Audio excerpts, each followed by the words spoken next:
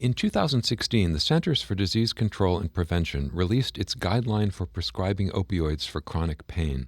Although the medical and health policy communities have largely embraced the guideline's recommendations, some policies and practices purportedly derived from the guideline have been inconsistent with and often go beyond the recommendations. I'm Stephen Morrissey, managing editor of the New England Journal of Medicine, and I'm talking with Deborah Dowell, Chief Medical Officer of the National Center for Injury Prevention and Control at the Centers for Disease Control and Prevention. Dr. Dowell has co-authored a perspective article about appropriate implementation of the CDC guideline. Dr. Dowell, you were the lead author of the opioid prescribing guideline. Can you tell us a bit about the recommendations in the guideline and how they were developed? Sure. So 3 principles underlie the guideline's 12 recommendations. First, opioids are not first-line treatment for chronic pain. There are other more effective and safer options for most patients. Second, if prescribing opioids, use the lowest effective dosage and use caution when you increase the dose. And third, carefully monitor all patients when they're prescribed opioids, and this includes recommendations such as check the prescription drug monitoring program data, offer naloxone for patients at higher risk, and when you uncover opioid use disorder, offer medication-assisted treatment. The guidelines were developed based on a systematic evidence review using the best available evidence, and the evidence that was available was interpreted by experts, including experts in systematic review methodology, pain treatment, primary care, and we also had input from patients, professional organizations, and others. And then after the release of the guidelines, did the CDC take steps to facilitate the uptake? We did. Since the guidelines release, we have worked hard to promote appropriate implementation through a number of channels. One, communication and translation materials and tools, which are available on our website. And this included things like pocket guides. We worked with Atul Gawande and his Ariadne Labs to develop a one-page checklist summarizing the guideline. We have a mobile app and online training with mobile motivational interviewing components and other fact sheets on topics like non-opioid treatments for pain. We also took steps to educate providers through presentations and workshops at national meetings and webinars. And we worked and are working to integrate recommendations into medical education, working with the Accreditation Council for Graduate Medical Education and the Association of American Medical Colleges. In addition, we engaged health systems, leaders, payers, and others regarding appropriate implementation.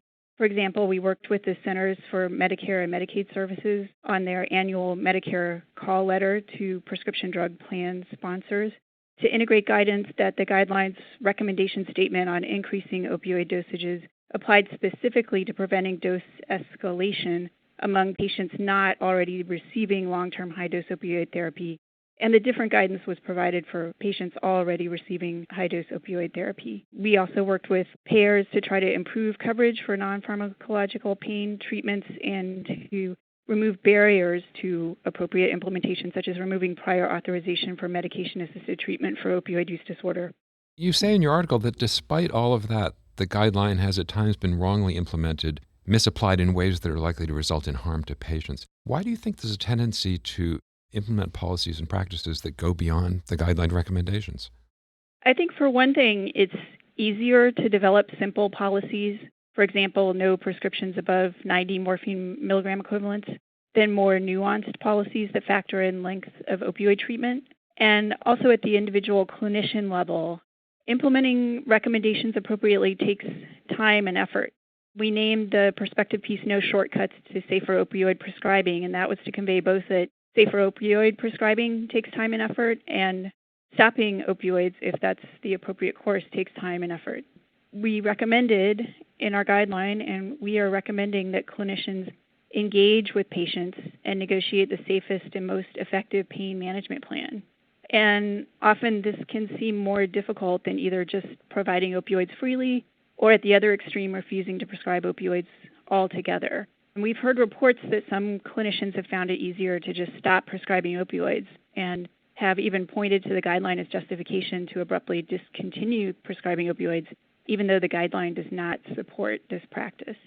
What kind of support would help clinicians such as those who are universally stopping prescribing to continue to provide necessary care and to thoughtfully interpret the guideline?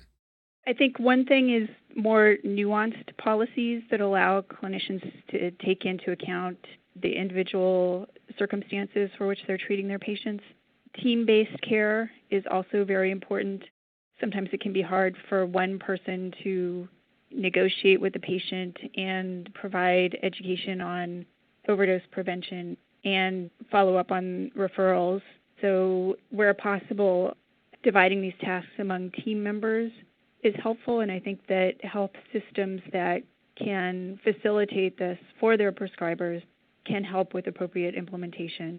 CDC, as I mentioned, continues to provide support for clinicians in interpreting and applying the guideline, and we offer a suite of tools on our website, including pocket guides, information about non-opioid treatments for pain, as well as a mobile app and online training with tips for implementing the guideline in a primary care practice, and some training on overcoming challenges.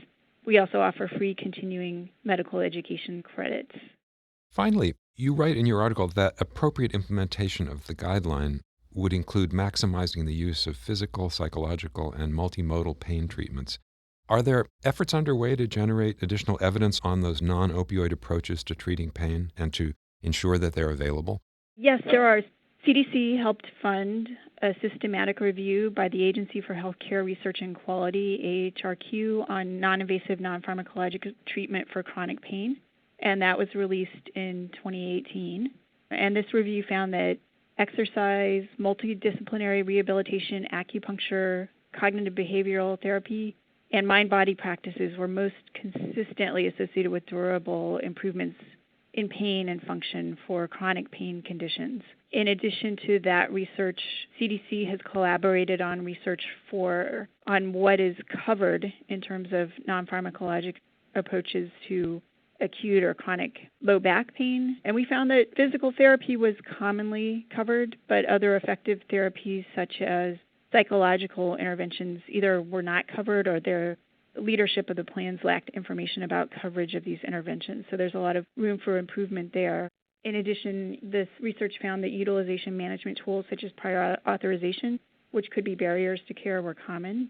And we've conducted other research on non-opioid pharmacologic treatments for low back pain and found that among commercial, Medicare, and Medicaid plans, non-opioid treatments were subject very frequently, and about a quarter to a third of the products across the payers were subject to quantity limits and also commonly subject to prior authorization.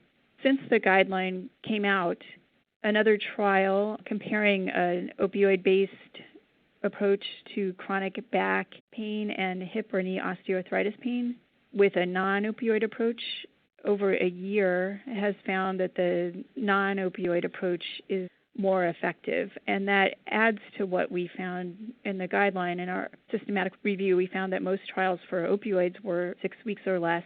And it was also unusual to have trials of other treatment that lasted more than a few months.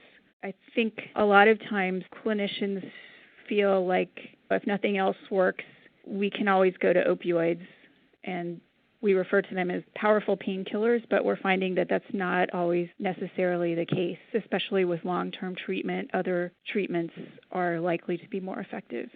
Thank you, Dr. Dowell.